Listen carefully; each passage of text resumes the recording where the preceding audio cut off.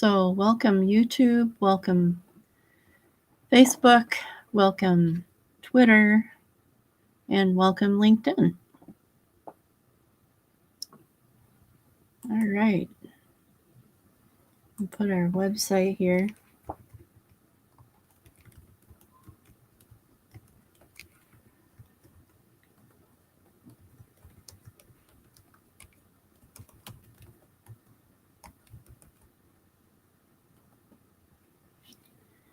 All right. And as always, if you want to see everything that's going on with my stores, I have 2 stores now, and one on Biblio, and I'm kind of spread all over actually, and one on Abe Books. But everything goes through Twitter, so I tweet out everything that's going on. I do have a small collectibles type store that's really kind of just trying to get rid of things that I get with books, but there's some cool stuff in there. So yeah, keep that in mind as well. But that all runs through Twitter. So if you haven't subscribed as far as following me on Twitter, that'd probably be a good idea. So if that sounds like something that you would be interested in, feel free to do that. I can see most of the chatting. I don't think it will pick up on LinkedIn's chats if anybody tries to chat with me on there. But most of the time I can see comments, so feel free to ask questions if you guys are so inclined. Not much is happening. I just usually do a little bit of,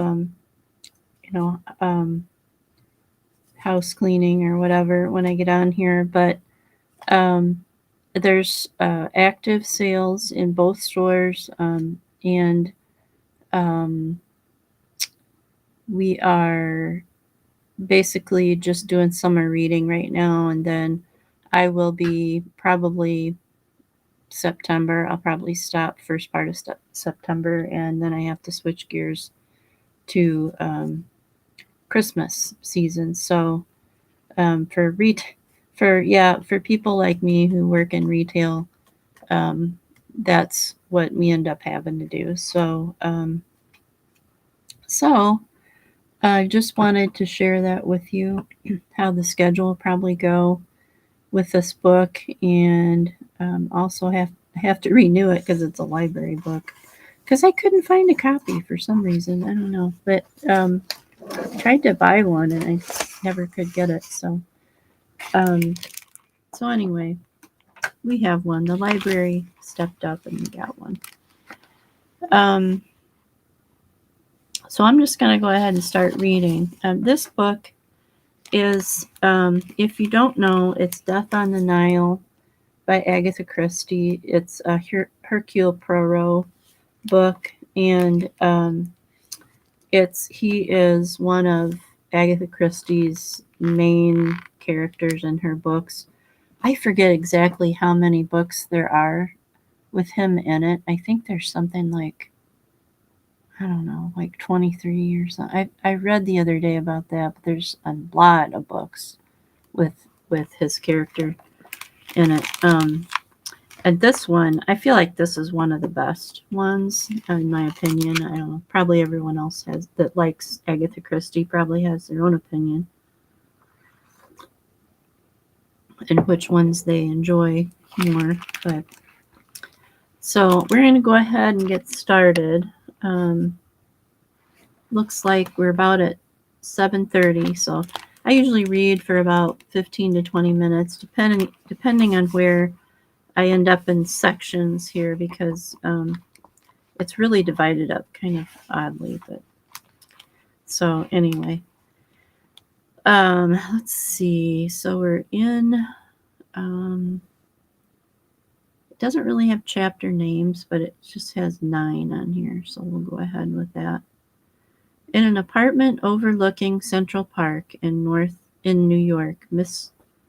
Robeson exclaimed, "If that isn't just too lovely, you really are the luckiest girl, Cornelia."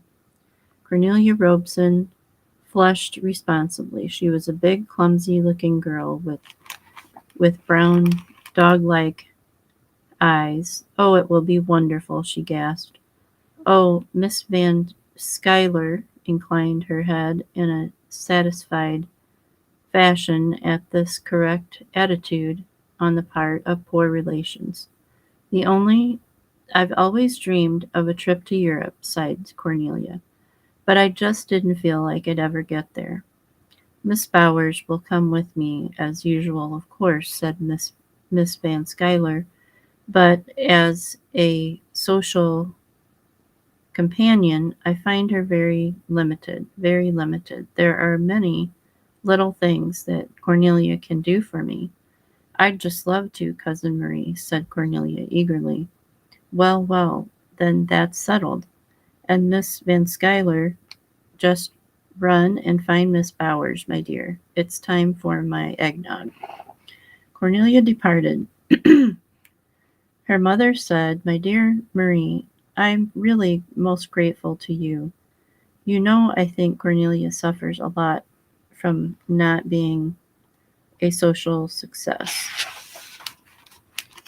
It makes her feel kind of mortified. If I could afford to take her to places, but you know how it's been since Ned died." "I'm very glad to take her," said Miss Van Schuyler. "Cornelia has always been a nice, handy girl, willing to run errands and not so selfish as some of these young people nowadays." Mrs. Robeson rose and kissed her rich relative's wrinkled and slightly yellow face.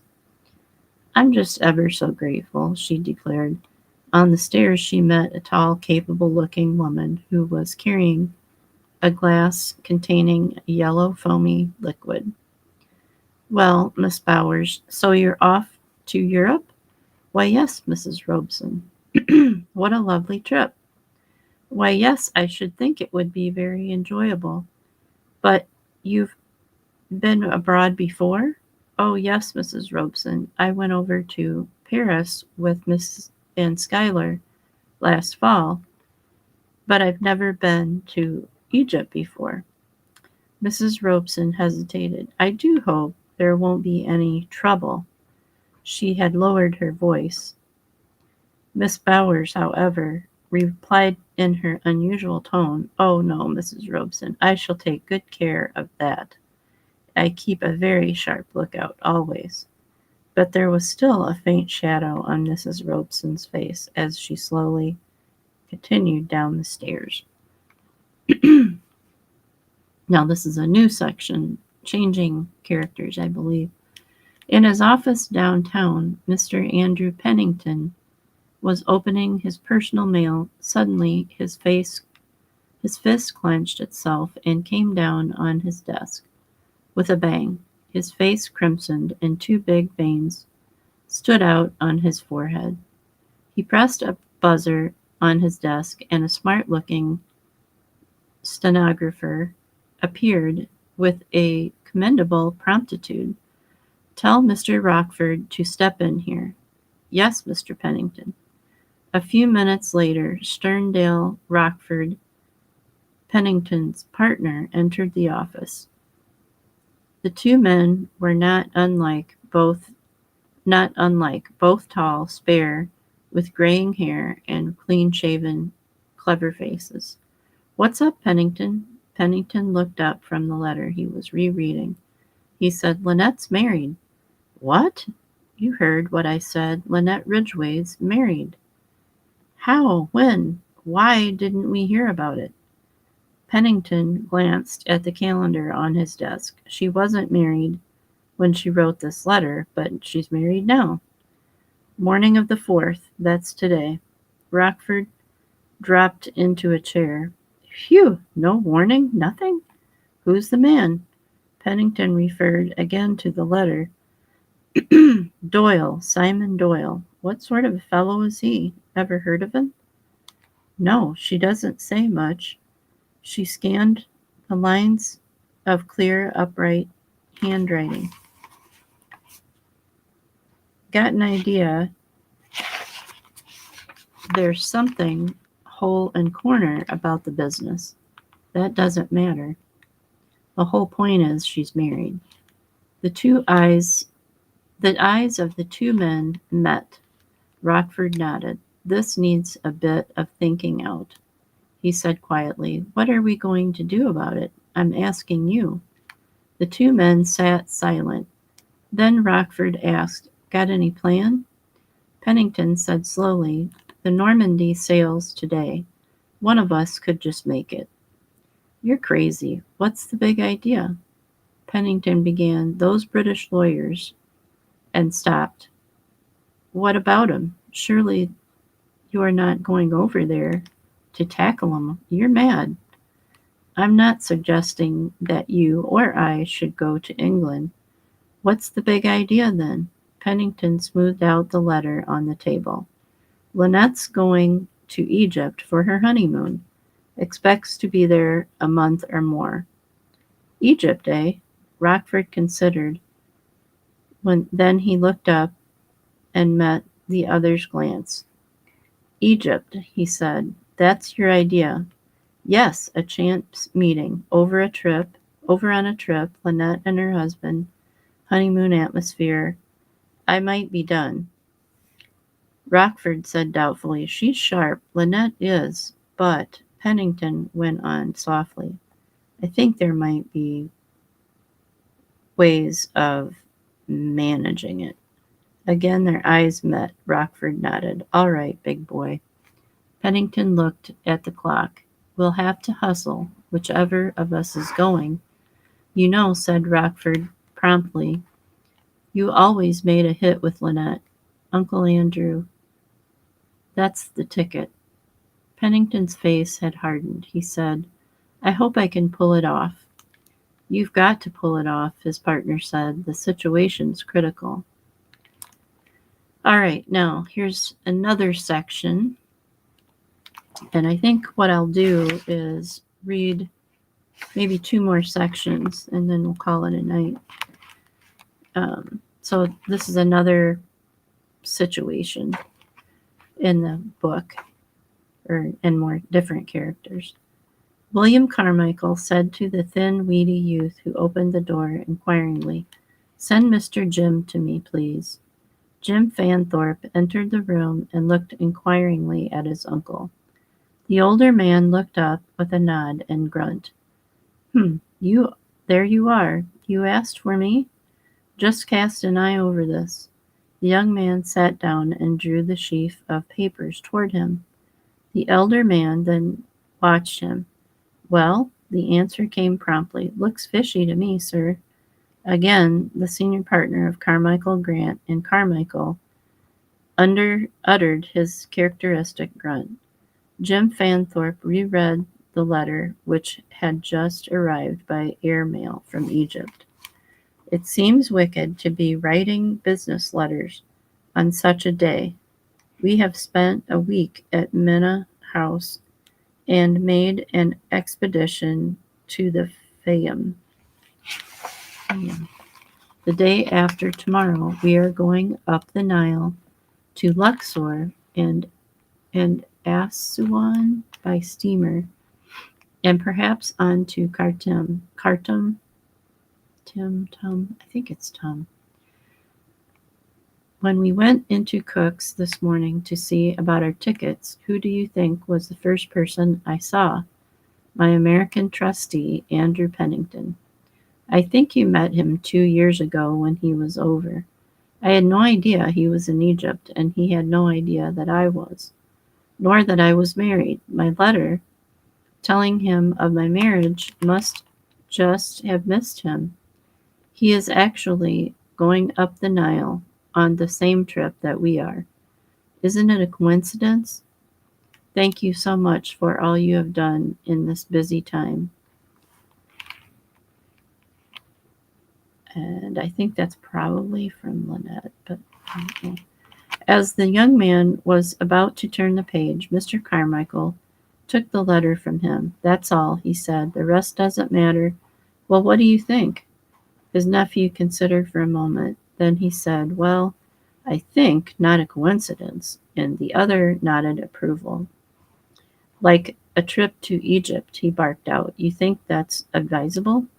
I think there's no time to lose. But why me? Use your brains, boy. Use your brains. Lynette Ridgway has never met you. No more has Pennington. If you go by air, you may get there in time. I don't like it, sir. What am I to do? Use your eyes, use your ears, use your brains, if you've got any, and if necessary, act. I don't like it. Perhaps not, but you've got to do it. It's necessary. Question mark. It's necessary? In my opinion, said Mr. Carmichael, it's absolutely vital. So they're all freaking out that she got married, I think, is what's going on in this, and that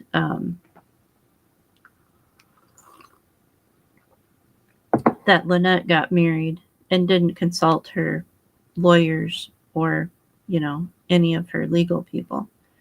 And so they've decided to go over there. Now, this is another section that I'm going to read, which is another character bunch. Mrs. Otterborn, readjusting the turban of native material that she wore draped around her head, said fretfully, I really don't see why we shouldn't go on to Egypt. I'm sick and tired of Jerusalem.